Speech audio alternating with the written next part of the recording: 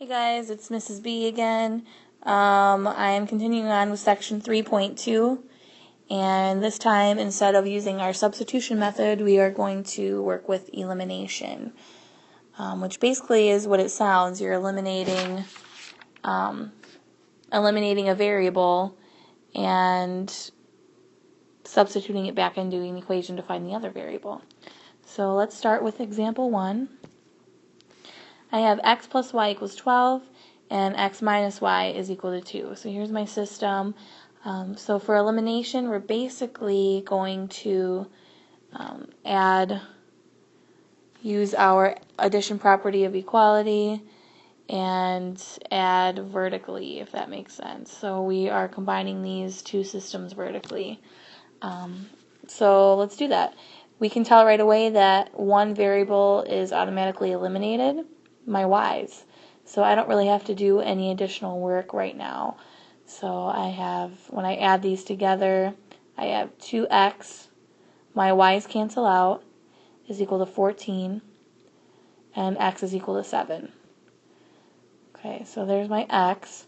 Now, when I find that, I can plug that into either original equation. It has to be the original equation.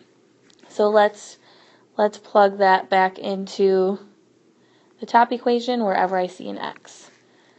Okay, so I have 7, x is 7, 7 plus y equals 12, and y equals 5.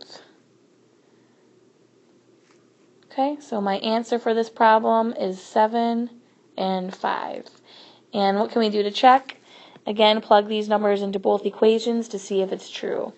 So if x is 7 and y is 5, 7 plus 5 does equal 12, and 7 minus 5 does equal 2. So we are good to go. Alright, so here's another example. This time our variables don't automatically, they're not automatically eliminated. So we have to do some manipulating with our equations in order for them to be eliminated. So first thing, you can choose which variable you want to work with first. So I'd say let's start with x. So I have a 3x on top and a 5x on bottom. Well, I need to make it so they are additive inverses of each other. Okay, so what can I multiply the top by and what can I multiply the bottom by so that they are additive inverses?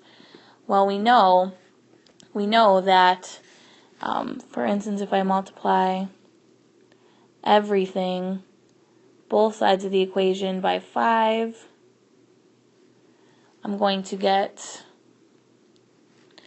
15x plus 35y equals 75. Okay, all I did was multiply by 5 on both sides. Our goal again is to have our x's be eliminated, but they need to be inverses of each other, additive inverses of each other. Okay, so if I have my new x value to be 15, well, I want my bottom x value to be negative 15. They have to be additive inverses. So I am going to multiply the bottom equation, both sides, by a negative 3. When I do that, I get negative 15x minus 6y, multiplying both sides by negative 3, equals 12. Okay, so now I know that my x's will be eliminated.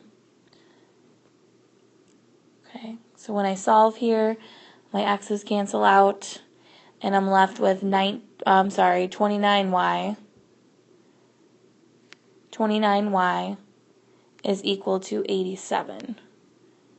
Okay, 29y is equal to 87. If I divide both sides by 29,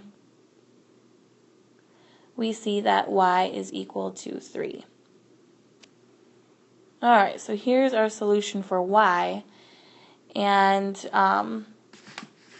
again, what I can do is substitute my y value in for either original equation. Okay, so I'll work with the bottom equation. So I'm going to substitute 3 in for y. So I have 5x plus 2 times y, or 6, is equal to negative 4. Subtract 6 from both sides. 5x is equal to negative 10. And divide by 5. Divide by 5. X is equal to negative 2. Okay, so my solution for this problem, my final answer is going to be negative 2, 3. So let's move on to two examples that don't necessarily have a unique solution, meaning they don't have an x and y value to it. So for instance, let's take a look at this first problem.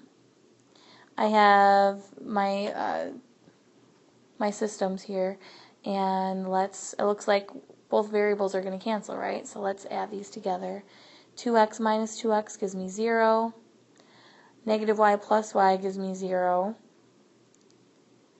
And that is equal to negative 6. You know what? Oh, sorry guys, this is supposed to be a positive 3. That is supposed to be a positive 3. Okay, so I have 0 plus 0 equals 0, or essentially 0 equals 0, which is true, right? This is true. But another way to think about this is the two equations represent the same line.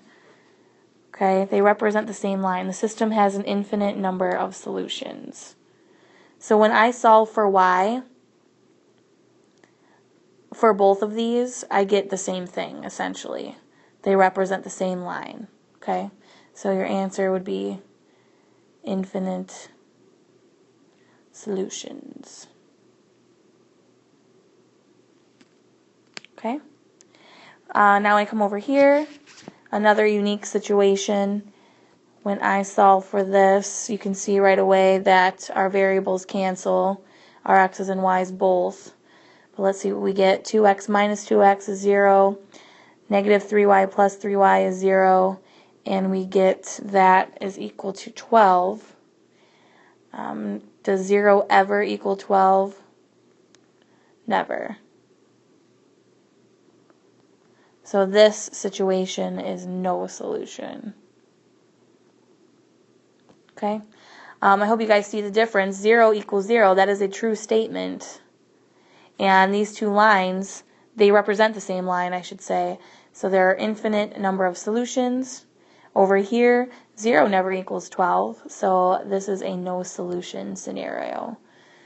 Alright guys, this is the end of this video. Thanks for tuning in. See you in class.